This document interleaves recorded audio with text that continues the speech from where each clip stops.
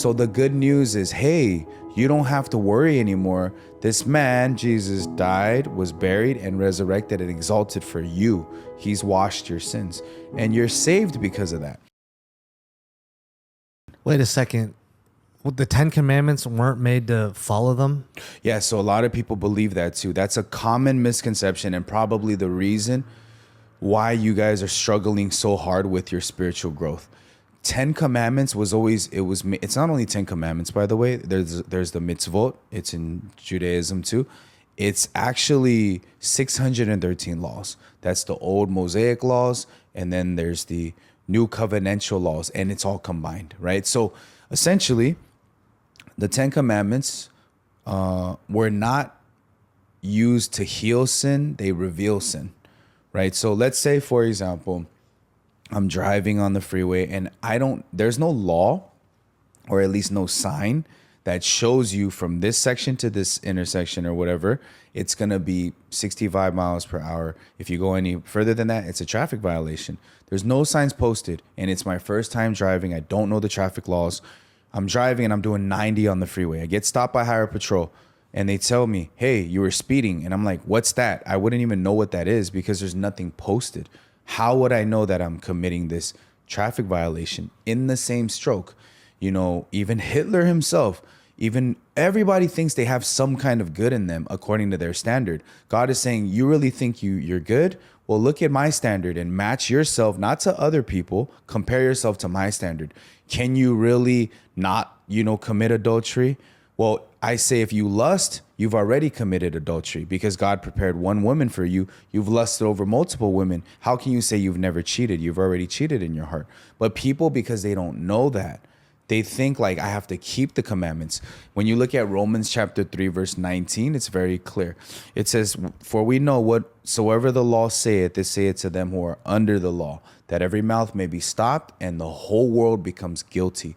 So what does the law do? It doesn't make you righteous. It makes the whole world guilty, because when you stand in front of it, you fail. You're like, oh, I can't keep that one. I can't honor my parents. I can't do all of these things. Not to God's standard. I failed.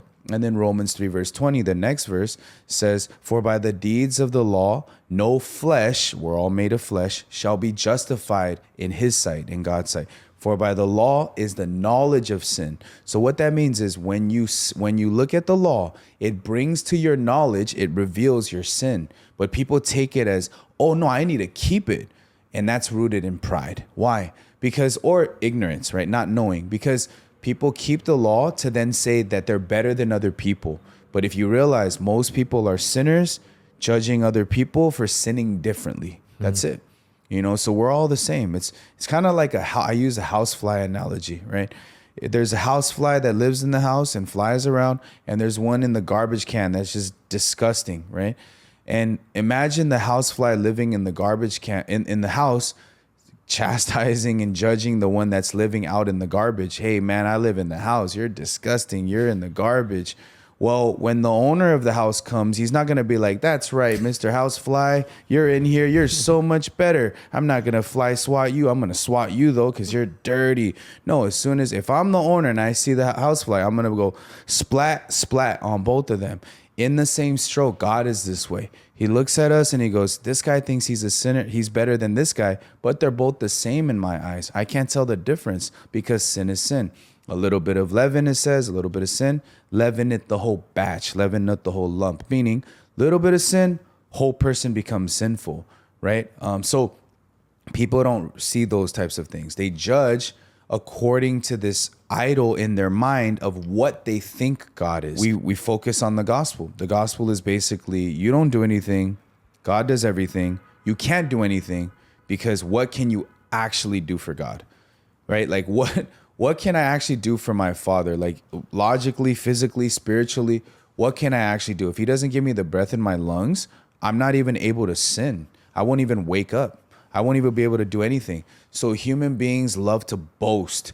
Well, I'm a good person. Sure, I gave you lungs to even wake. I gave you breath in your lungs to even wake up to do good things, though. Where's your thankfulness towards me? You just assume, and your blessings become expectations, and that's exactly what Satan does. So that's why a lot of people are living this really messed up lifestyle, is because they're thinking that, oh, I do good. Look at me, I'm producing really good things. So yeah, and then lastly, you also need to, again, I harp on this a lot, but we have to focus more on grace. We have to focus on the gospel, which is Jesus bringing the good news. So people call it the good news. That's actually biblical. When you read, in the Bible, this word for the gospel, what it means is gospel or the good news. It means literally, when you look at it in the Coney Greek, it says the message of Jesus Christ's death, resurrection, and exaltation. So the good news is, hey, you don't have to worry anymore. This man, Jesus, died, was buried, and resurrected and exalted for you. He's washed your sins, and you're saved because of that. But people have twisted this, because what they do, if you're living up and down and you're living spiritually burnt out, is you've mixed individualism with the gospel. Oh, yes, he died, but I have to do something to maintain it. But the issue is, what can you actually do, right? Like, I'm not saying then go and do whatever you guys want, but you have to realize, right, that you kind of do whatever you want. You do sin, you do backslide, not because you want to, because you fall to your thoughts, you fall to your rage, you fall to your jealousy. It's not like we want to do that, right? So it's biblical. I like how you explained how no one's good. Yeah. Because a lot of people say, well, why did Jesus even need to die for me? Like, isn't being good just enough to get to heaven? Yeah. So a lot of people say that too.